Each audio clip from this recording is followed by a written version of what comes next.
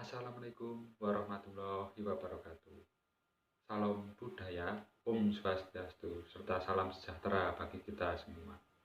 Perkenalkan, nama saya Rega Ade Pratama, mahasiswa jurusan Sastra Indonesia, Fakultas Sastra Budaya dan Komunikasi, Universitas Ahmad Dahlan, Yogyakarta.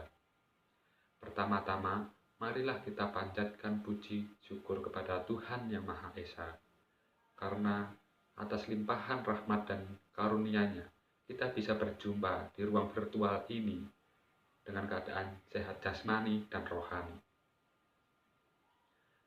Yang terhormat, Ibu Intan Rawit Sapanti, SPD MA, selaku dosen mata kuliah retorika, dan teman-teman yang saya banggakan.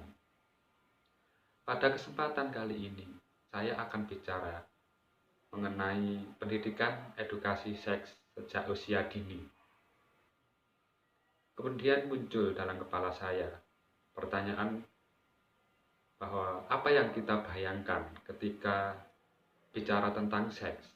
Secara umum, kita akan menganggap hal tersebut adalah ranah orang dewasa. Lantas, apakah perlu pendidikan seks untuk anak usia dini? Sebelumnya, kita harus membuka mata bahwa dari data Kementerian Pemberdayaan Perempuan dan Perlindungan Anak, kasus kekerasan seksual pada anak dan perempuan mencapai 7.191 kasus di tahun 2020. Sedangkan di pertengahan tahun 2021 ini mencapai sekitar 1.902 kasus. Hal tersebut menunjukkan bahwa hal-hal yang berbau seksualitas masih dianggap sepele dan seringkali dianggap wajar. Kita juga perlu prihatin karena anak-anak ikut menjadi korbannya. Menurut dari pernyataan tersebut, pendidikan seksual sejak usia dini tentu penting, baik bagi perempuan maupun laki-laki. Karena tidak menutup kemungkinan bahwa pelaku dan korban sama-sama kurang mengenal pendidikan seks. Namun sayangnya, budaya kita, edukasi seks pada anak dianggap masih tabu sebelum mereka beranjak dewasa. Padahal, hal ini justru penting.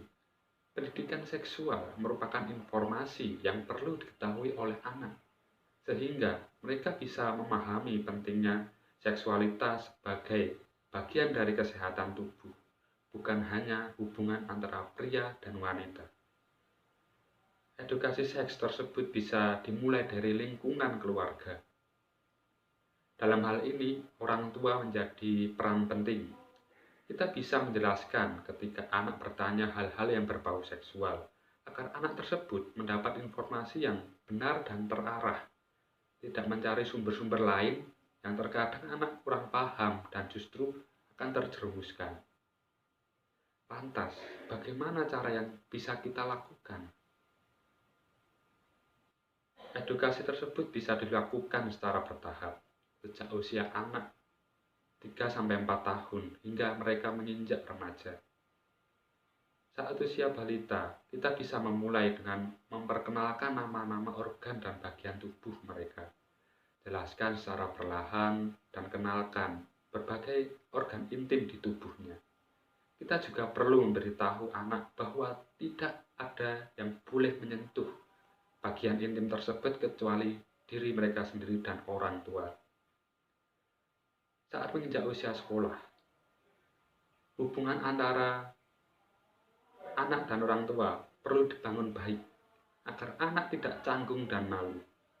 Kita bisa memulai pembicaraan saat nonton TV atau makan bersama agar anak merasa nyaman ketika bercerita tentang apa yang mereka rasakan.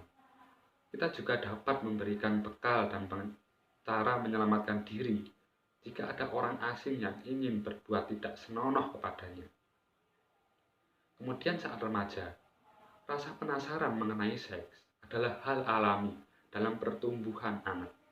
Kita bisa menjelaskan bahwa beberapa tubuh akan terjadi perubahan, seperti pertumbuhan payudara, jakun, serta rambut-rambut yang akan tumbuh di bagian intim. Selanjutnya, anak akan mulai tertarik terhadap lawan jenis. Pada tahap ini, kita perlu menjelaskan bagaimana memperlakukan teman lawan jenis mereka dan memberikan batasan-batasan mana aktivitas yang boleh dilakukan anak-anak dan mana yang aktivitas oleh orang dewasa. Anak juga akan semakin penasaran dan banyak bertanya. Jika anak bertanya, sebaiknya jangan jawab dengan pengalihan. Misalnya menjawab dengan, kamu belum cukup umur. Jangan, tapi coba jelaskan dengan bahasa yang sederhana. Tentunya, edukasi seks tidak melulu soal aktivitas atau bagian-bagian intim. Kita juga bisa memberi pengertian tentang kekerasan dan pelecehan seksual. Kita bisa memberitahu apa macam dan bentuk pelecehan seksual tersebut. Karena di era digital ini, bentuk-bentuk pelecehan seksual ternyata juga berkembang di dunia digital. Hal tersebut sangat perlu diwaspadai, karena smartphone dan internet tidak asing lagi bagi anak-anak zaman sekarang.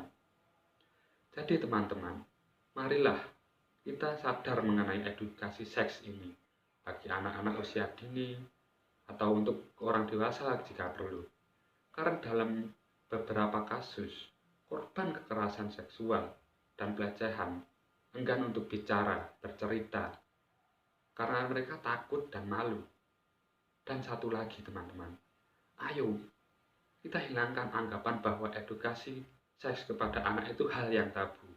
Karena edukasi tersebut bisa memberi bekal anak untuk menjaga dirinya dan mencegah kasus-kasus yang sudah terjadi saat ini. Mungkin itu yang dapat saya sampaikan. Jika ada kata-kata yang kurang berkenan, saya memohon maaf yang sebesar-besarnya. Semoga informasi yang saya sampaikan bisa bermanfaat bagi kita semua. Sekian dan terima kasih. Wassalamualaikum warahmatullahi wabarakatuh.